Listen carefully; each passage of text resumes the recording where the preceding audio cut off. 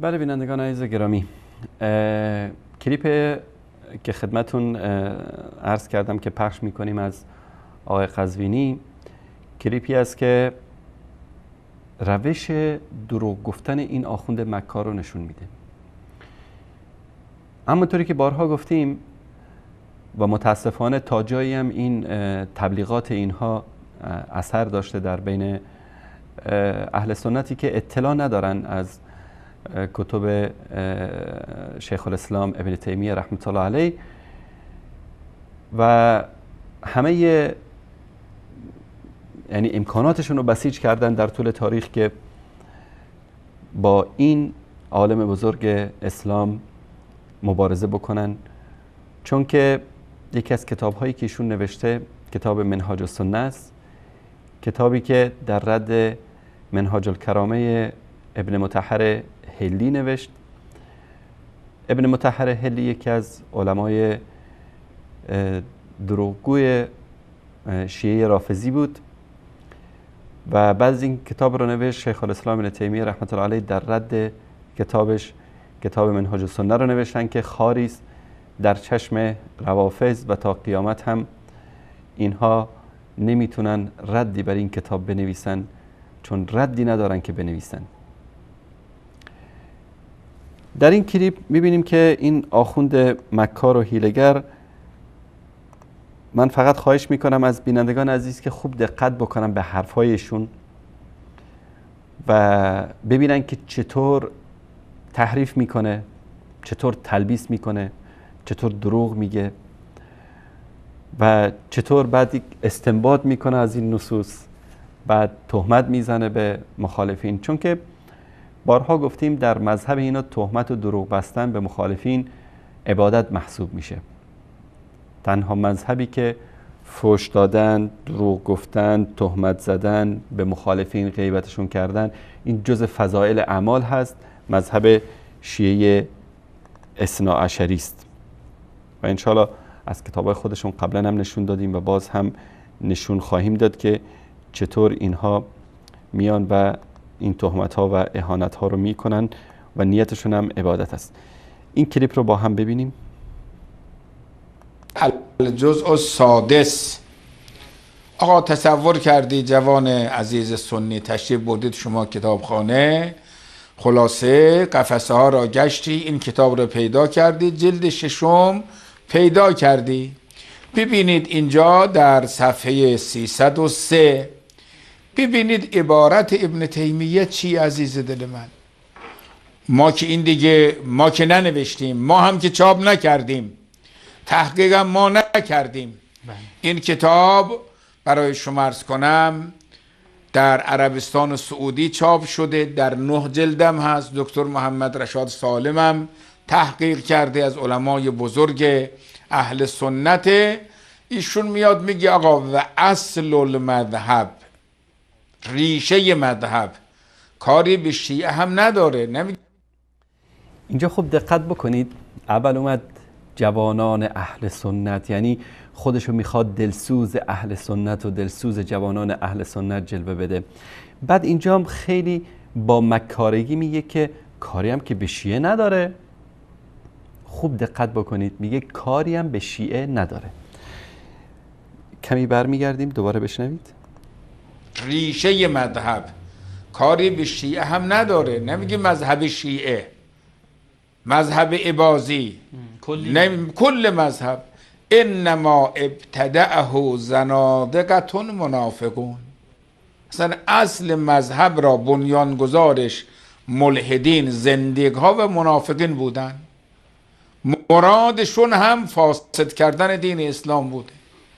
بابا اصلا شما مذهب شیعه رو استثناء کنید، زیدی را استثناء کنید، اسماعیلی رو استثناء کنید. آقا بفرمایید، آقای جوان حنفی بفرمایید این حرف آقای ابن تیمیه است نسبت به شما، نسبت به امام اعظم ابو حنیفه. جوان عزیز شافعی، این حرف ابن تیمیه است نسبت به امام شافعی. جوان مالکی، این حرف ابن تیمیه است نسبت به امام مالک. جوان حنبلی، این حرف ابن تیمیه است نسبت به احمد ابن حنبل.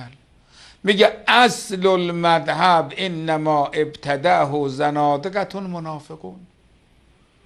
خب حکم منافق چیه؟ و قاتل الکفار و المنافقین.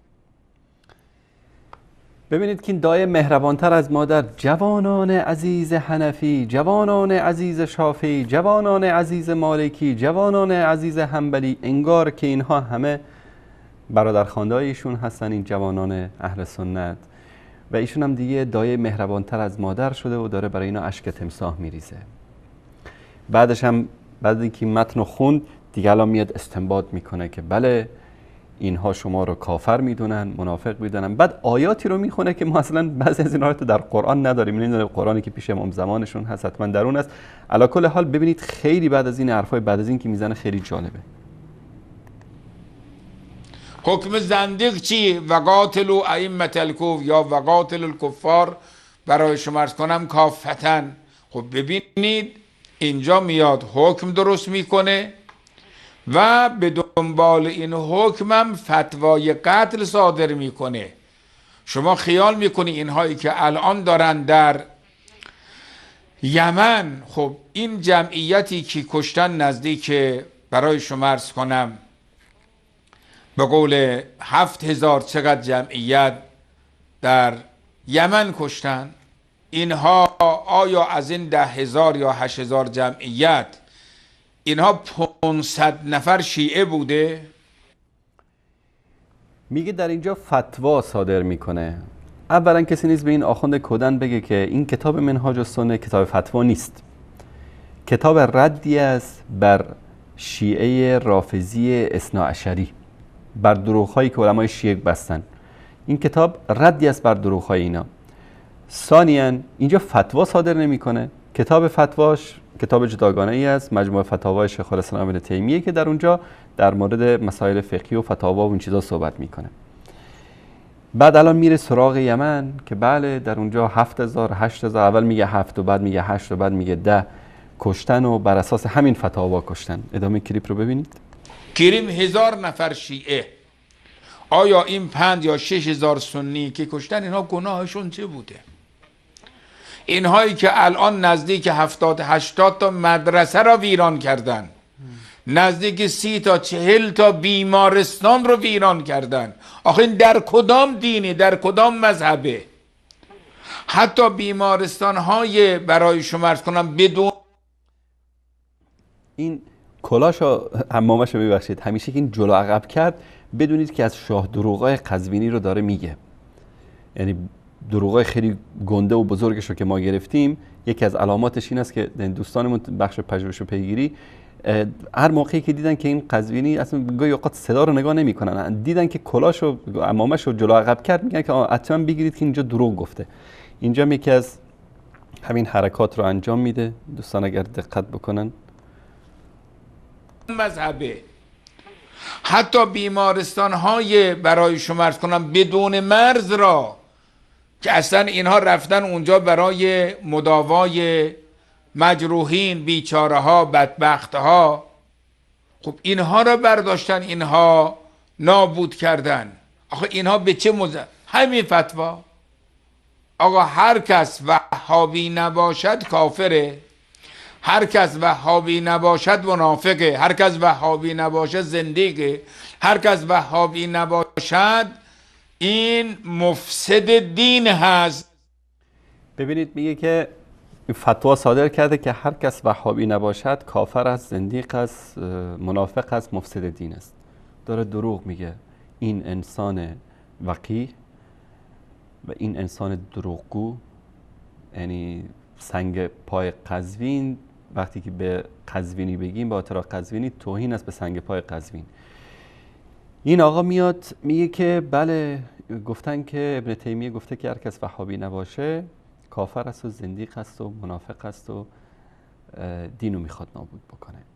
من نمیدونم این انسانی که بوی از شرف و انسانیت نبرده چطور میخوابه شبها؟ یک از دوستان که در استودیو ایشون حضور داشت میگه که در جریان برنامه بهش آمپول میزنن از بس که فشارش میره بالا و وضعیتش خراب میشه. شاید هم این گرفتار این بیماری ها شده به خاطر همین عذاب وجدانی که اگر وجدانی داشته باشه. ادامه کلیپ رو ببینید. قد منافقه، هر کس وهابی نباشه زندگی، هر کس وهابی نباشد این مفسد دین هست، باید این بابا نابود بشه. بله. این از این کلیپ این آقا. حالا شما عزیزان کلیپ رو دیدید و شاید کسایی که ابن تیمیه رو نشناسن و از کتب ایشون اطلاعی نداشته باشن شاید فکر بکنن که حتما همچین چیزی در کتاب ایشون وجود داره، همچین حرفی رو زده. حالا بیاییم ببینیم که حقیقت چی است. من کتاب منهاج السنه رو آوردم اینجا. احمد جان اگر این کتاب رو نشون بدید. این کتاب منهاج السنه است في نقص كلام الشيعة القدرية لابن تيمية أبي العباس تقي الدين أحمد ابن عبد الحليم، تحقیق دکتر محمد رشاد سالم. در این کتاب و اینم صفحه بعدش همونطوری که ایشون گفت این کتاب در دارالفضیله در عربستان سعودی چاپ شده. در اینجا و میریم سراغ همین مطلبی که ایشون نشون داد.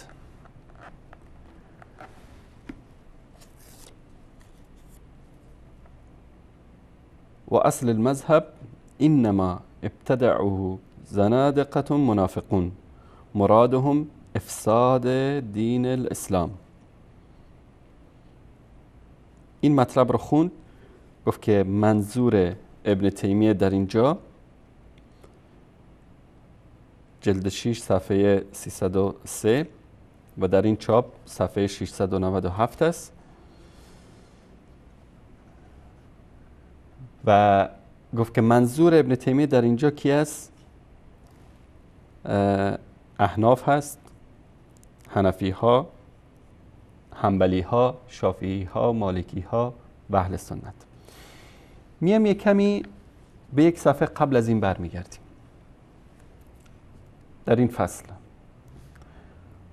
قال الرافضی، اصل این کتاب همونطوری که قبلا هم خدمتتون عرض کردم در رد شیعیان رافضی نوشته شده، در رد دروغ‌هایی که علمای اینها میگن. شیعه رافضی گفت، اینجا شیعه رافضی که گفت این رو نقل میکنه از کتاب منهاج الکرامه و قد ذکر الشهرستانی و هو من اشد المتعصبین علی الامامیه. یک روایتی رو که شهرستانی ذکر کرده، این رافضی ابن مطهر حلی در کتابش آورده. شیخ الاسلام ابن تیمیه میاد همین مطلب رو، قال الرافضی، یعنی همین رافضی ابن مطهر حلی گفت که شهرستانی این مطلب رو آورده. بعد از اون در اینجا الجواب، بعد از اینکه مطلب رو میاره الجواب میاد به این پاسخ میده. پاسخش تا اینجا هست، پاراگراف اول، دوم و سوم و تا این صفحه 697. این عبارت رو که من اینجا نشاندهی کردم دقت بکنید. و نحن اذا كنا قد بينا كذب كثير مما ينقله هذا الرافضي، و ما در این کتاب بیان کردیم دروغ‌های فراوانی رو که این رافضی، یعنی همین شیعه رافضی ابن مطهر حلی نقل میکنه. بعد در مورد بقیه علما میگه که علمای اهل سنت و غیر از روافض که اونها تعمداً دروغ نمیگفتن، نه شهرستانی نه غیر شهرستانی. اما در مورد شیعیان میاد در پاراگراف بعدی در مورد علمای شیعه چی میگه؟ ولیس فی الطوائف اکثر تکذیبا بالصدق و تصدیقا بالکذب من الرافضه. و در بین همه طوائف یا مذاهب و گروه ها که بگردید هیچ گروهی رو نمیابید غیر از رافضه که حرفهای راست رو تکذیب میکنن، سخنان راست رو تکذیب میکنن و سخنان دروغ رو تصدیق میکنن.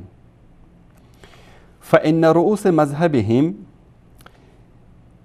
زیرا که سران مذهب اینها، مذهب کی؟ مذهب روافض، و ائمه الذین ابتدعوه، و همون ائمه‌ای که مثل مجلسی و کلینی و مفید و مضر و جزایری و اینا، و ائمه الذین ابتدعوه و اسسوه، کسانی که این بدعت رافضه‌گری رو ایجاد کردن و این دین باطل رو اساس گذاشتن، پایه گذاشتن، کانو بودند منافقین زنادقه،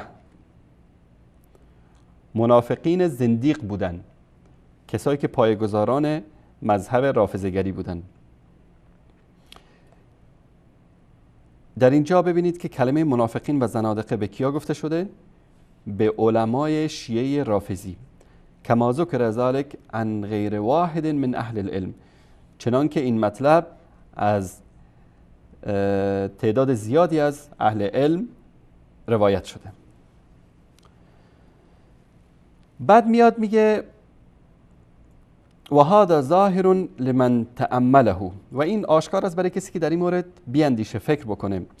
به خلاف قول الخوارج، به خلاف سخنان خوارج، فانه کان عن جهل به تأویل القرآن، یعنی خوارج رؤوسشون منافقین و زنادقه نبودن، دروغ نمیگفتن.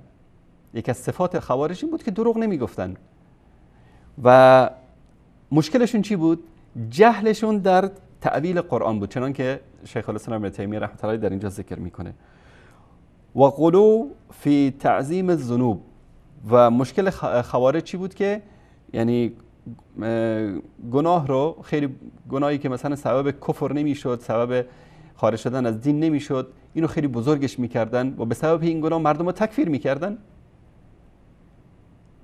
شیخ الاسلام در اینجا میگه که به خلاف خوارج که یعنی دروغ نمیگفتن و مشکلشان جهل در تعویل قرآن بود و غلو در تعظیم، در بزرگ داشت گناه رو خیلی براشون بزرگ بود و کسی که گناه میکرد اونو تکفیر میکردن.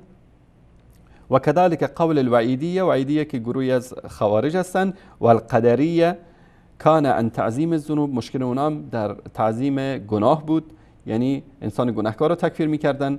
و کذالک قول المرجئه، مرجئه این گونه بودن، کان اصل مقصودهم نفی التکفیر عمن صدق الرسل، مرجئه مشکلشون این بود و به خاطر نفی تکفیر این کار رو کردن، این تعبیرهای اشتباهی که داشتن. و لهذا، و به همین دلیل، رؤوس المذاهب التي ابتدعوها لم يقل احد انهم زنادقة منافقون، به خاطر همین رؤوس این مذاهب، ببینید که شیخ الاسلام ابن تیمیه میاد خوارج و مرجئه و قدریه و اینها رو میگه که رؤوس مذاهب اینها منافق و زندیق نبودن، به خلاف روافض که در اینجا گفت رؤوس مذهب و ائمه الذين ابتدعوه و اسسوه كانوا منافقین و زنادقه. رؤوس مذهب روافض منافقین و زنادقه بودن، ولکن دیگر مذاهبی که در اینجا ذکر شده رؤوس اینها کسی نگفته که زندیق و منافق بودن. کسی که اینقدر احتیاط میکنه به خوارج و به مرجئه و به قدریه نمیگه که زندیق و منافق، بعد میاد به حنفی و شافعی و مالکی و حنبلی میگه که زندیق و منافق. اما چی کار میشه کرد؟ رسول الله صلی الله علیه و سلم میفرماید که اگر کسی شرم و حیا نداره هر چی دلش میخواد بکنه. این آخوندا که شرم و حیا ندارن، دروغ گفتن و تهمت زدن هم که براشون عبادته. در اینجا چی میگه؟ ولهذا رؤوس المذاهب التي ابتدعوها لم يقل احد انهم زنادقه منافقون. رؤوس این مذاهبی که ذکر شد کسی نگفته که اونا زندیق و منافق بودن، به خلاف رافضه، برعکس شیعیان رافضی، فان رؤوسهم كانوا كذلك، برعکس رؤوس این مذاهب، رؤوس رافضه چی بودن؟ زندیق و منافق بودن. بعد اینجا در مورد خوارج و قدریه و جهمیه و اینا میاد میگه، بعد از اون میاد میگه که و اصل المذهب، مثل آیت الله بخونم اینو، و اصل المذهب انما ابتدعوه زنادقه منافقون مرادهم افساد دین الاسلام. این آخوند احمق بی سواد نمیدونه که در اینجا وقتی که الف و لام اومد، این الف و لام عهد است، یعنی برمیگرده به اصل مطلب. اصل مطلب در مورد کیه؟ در مورد رافضیه، در مورد مذهب روافض است، در مورد رؤوس و کسانی که ساختن این مذهب رو که اونا زندیق هستن و منافق هستن. این الف و لام المذهب در اینجا، خب این احمقا که بلد نیستن قرآن بخونن، بلد نیستن یک متن عربی رو درست ترجمه بکنن، شما میخواید که این چیزا رو بلد باشن؟ این قزوینی دروغگو مکار هیلگر در اینجا یک جمله رو گرفت از اینجا و دیگه بله شافعی و مالکی و حنبلی و حنفی و دایه مهربانتر از مادر برای جوانان اهل سنت شد. و در اینجا و اصل المذهب که میگه شیخ الاسلام ابن تیمیه رحمت الله علیه، برمیگرده به اصل مطلب. اصل مطلب چی است؟ و قال الرافضی که در این صفحه نشون دادیم در اینجا، و یا که در اینجا میگه که و ائمه الذين ابتدعوه و اسسوه كانوا منافقین زنادقه. و اصل المذهب اینجا برمیگرده به اصل مذهب رافضه‌گری، اصل مذهب شیعه اثناعشری. انما ابتدعوا زنادقه منافقون مرادهم افساد دین الاسلام، که اصل مذهب رافضه‌گری رو کسانی که ایجاد کردن زندیق‌ها و منافقین بودن و هدفشون افساد دین اسلام است. این اصل مطلبی است که در کتاب منهاج السنه شیخ الاسلام ابن تیمیه رحمه الله در مورد روافض اومده بود. و این آخونده بگیم بی سواد، چون واقعا اگر سواد می داشت و ما قبل و ما بعد این مطلب رو میخوند، شاید اینطوری اگر میفهمید، چون سخنان شیخ الاسلام رحمه الله خیلی از سطح این آخونده خیلی بالاست. یعنی اگر این قزوینی 100 سال دیگه هم نان بینمک بخوره در حوزه علمی قم، نمیتونه یک صفحه از کتاب منهاج السنه رو درست حسابی به فارسی ترجمه بکنه. اما هدف چی است؟ هدف دور کردن مسلمانان از اصل دین است. کتاب منهاج السنه شیخ الاسلام ابن تیمیه تو خونه همه کسا که نیست. من همین کلیپ رو که دوستان دادن تعجب کردم. همین کلیپ در بعضی از صفحات تاجیکی، در بعضی از صفحات افغانی گذاشته بودن که بله ببینید که ابن تیمیه چیکار کرده، زندیق و منافق گفته به مذاهب اربعه اهل سنت. این گونه است که اینها در بین اهل سنت اختلاف میندازن. این گونه است که میان مطلبی رو به دروغ ترجمه میکنن، تلبیس میکنن، خیانت میکنن تا یکی از علمای اهل سنت رو بدنام بکنن. من یک مطلبی رو خدمتتون عرض بکنم که واقعا جالب است. در مجموعه فتاوای شیخ الاسلام ابن تیمیه رحمت الله علیه، فقط یک سرچ کوتاهی اگر بزنید در کتاب مجموعه الفتاوا بزنید، بیش از 400 مورد اتفاق ائمه اربعه اهل سنت رو ایشون در مجموعه فتاوای خودش ذکر میکنه. کسی که اونا رو زندیق و منافق بدون این کارو میکنه؟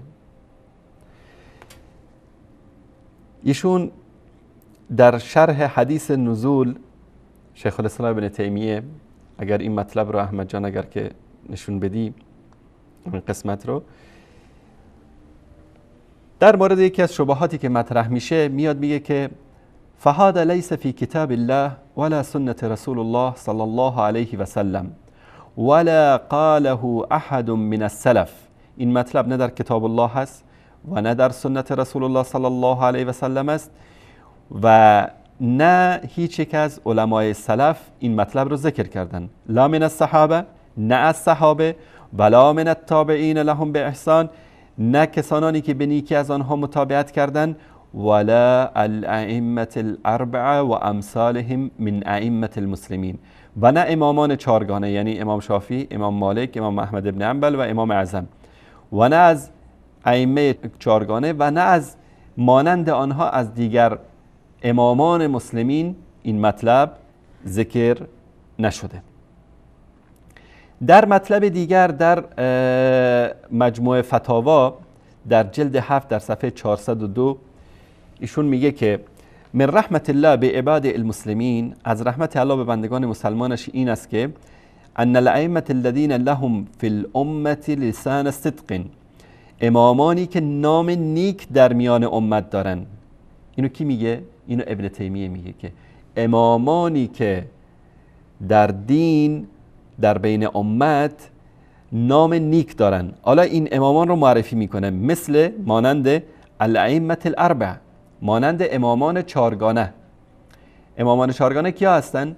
امام احمد است، امام مالک است، امام شافعی است و امام ابو حنیفه است و غیرهم، و غیر از آنها کمالک و ثوری و الاوزاعی و لیث بن سعد و الشافعی و کالشافعی و احمد و اسحاق و ابی عبید و ابی حنیفه و ابی یوسف و محمد. این دوتا ابی یوسف و امام محمد از شاگردان امام ابو حنیفه هستند. کانوا ینکرون علی اهل الکلام من الجهمیه قولهم فی القرآن والایمان و صفات الرب. و این امامان بزرگوار مانند لیث بن سعد و شافعی و احمد و اسحاق و ابو عبید و ابو حنیفه و ابو یوسف و محمد مخالف اقوال جهمیه در مسئله قرآن و ایمان و صفات پروردگار بودند. این رأی شیخ الاسلام ابن تیمیه است در مورد امامان اربعه که اونا را از ائمه مسلمین میدونه. و این آخوند زندیق منافق میاد میگه که در این مطلب منظور ابن تیمیه حنفی و شافعی مالکی و حنبلی بوده. همونطوری که ما قبلا در مورد امام بخاری تحدی کرده بودیم و کشتن خودشون رو در این 1 سال گذشته که بیان و اینو جواب بدن، باز هم تحدی میکنیم و من میدونم که خیلی خوششون میاد از این تحدی های شبکه وصال حق، که اگر قزوینی، اگر تو حرامزاده نیستی، اگر تو واقعا پدر و مادر داری، اگر واقعا تو آیت الله و دکتر هستی، اگر تو واقعا عالم علم رجال هستی، بیا و این مطلب را از منهاج السنه نشون بده و جواب ما رو بده. اگه به اندازی یک جو غیرت داری و من میدونم که نداری، اگر میداشتی این گونه وقیحانه دروغ نمیگفتی، بیا این مطلب را از اول تا آخرش بخون و بگو که در کجا گفته فتوا داده ابن تیمیه که ابو حنیفه و شافعی و مالک و احمد بن حنبل اینا زنادقه و منافقون هستن. در کجا گفته؟ هر کی رم دوست داری به نمایندگی از خودت تعیین بکن، از این مخنثایی که دور و برت هستن مانند شریفی و رضوی و نمیدونم مومنزاده و اینا، هر کی رو دوست داری، یه تون برنامه‌هاتون مثل روستایی و نمیدونم بقیه، هر کی رو دوست داری تعیین بکن که جواب اینو بده. چون ما یقین داریم که تو دروغ میگی به خاطر فریب دادن اهل سنت، به خاطر فریب دادن شیعیان. این بود کلیپی که از این آخوند مکار حیله‌گر دوستان تهیه کرده بودن.